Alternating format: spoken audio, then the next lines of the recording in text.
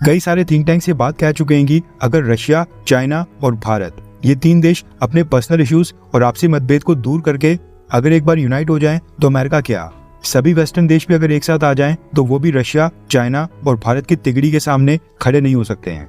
और ये बात अब कहीं ना कहीं सच होते दिखाई दे रही है। इंटरनेशनल मॉनेटरी फंड यानी कि IMF ने इसकी भनक भी दे दी है। दरअसल अमेरिका का एक बहुत ही बड़ा एक्सक्लूसिव ग्रुप है जिसमें America even Australia, south Korea, New Zealand, Israel और भारत को भी शामिल नहीं करता है। और इस ग्रुप का नाम है G7। G7 में अमेरिका के साथ साथ अमेरिका के सबसे करीबी एलाइज हैं। पहला तो हो गया अमेरिका, उसके बाद Canada, France, Germany, Italy, Japan और यूनाइटेड किंगडम यानी कि ब्रिटेन आते हैं। ये जो G7 ग्रुप है ये लगातार कोशिश करता है कि किसी भी तरह ब्रिक्स देशों को टक्कर दी जाए। एंड रशिया और चाइना ये दोनों देश अभी तक इनके सबसे बड़े दुश्मन थे, लेकिन पिछले कुछ समय से G7 के मेजॉरिटी देश भारत को भी टारगेट करने लगे हैं। पहले तो ये सारे देश रिलीजियस फ्रीडम, माइनॉरिटीज और कश्मीर के मसले के ऊपर भारत को टारगेट करते थे, लेकिन अब G7 के देश जिसमें अमेरिका, कनाडा और ब्रिटेन सबसे मुख्य हैं, ये भारत को खालिस्तान मसले के ऊपर भी टारगेट कर रहे हैं। कहने का मतलब है कि अब सिर्फ रशिया और चाइना ही नहीं, ये देश धीरे धीरे भारत को भी अपना निशाना बना रहे हैं। ऐसे में अब कई सारे थिंक टैंक्स ने दोबारा से आशंका जताई है कि अगर अमेरिका और उसके अलाइज इसी तरह से भारत को टारगेट करते रहे तो भारत रशिया और चाइना की तरफ और भी ज्यादा बैंड हो जाएगा। और ये चीज अब होते भी दिखाई दे रही है। रिसेंटली भारत और चाइना ने अपने सीमा विवादों को सुलझा दिया था और अब रशिया, चाइना और भारत इन तीनों को लेकर एक बड़ी गुड न्यूज आ रही है। तीनों देशों को मिलाकर RIC यानी कि रिक कहा जाता है।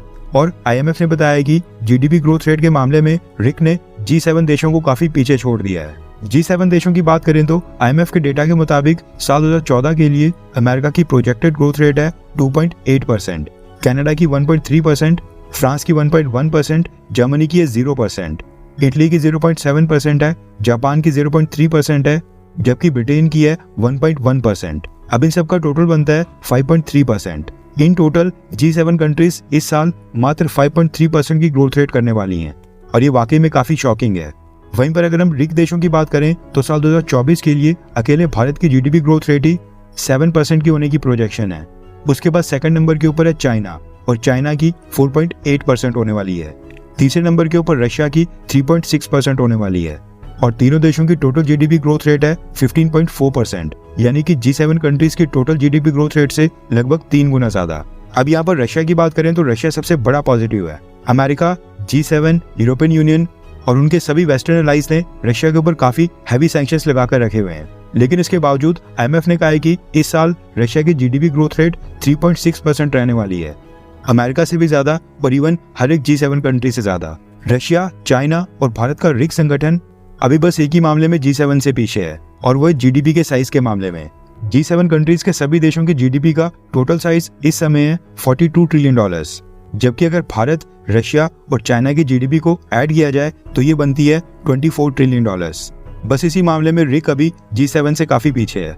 लेकिन यहाँ पर नोट करने वाली बात यह है कि रिक के तीनों देश G7 कंट्री से 3 गुना ज्यादा तेजी से GDP ग्रो कर रहे हैं। अगर हम सिंपल मैथ्स की कैलकुलेशन करें, अगर इसी स्पीड में G7 और रिक देश आगे भी ग्रो करते हैं तो फिर रिक कंट्रीज की टोटल GDP अगले 8 से 10 साल के अंदर ही बहुत ही आसानी से G7 कंट्रीज की टोटल GDP को क्रॉस कर लेगी।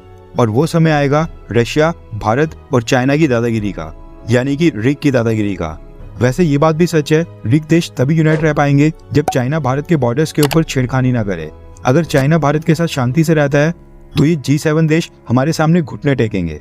खैर, आपको रिक अलायंस का कंसेप्ट कैसा लगा? नीचे कमेंट करके अपनी राय जरूर बताएं।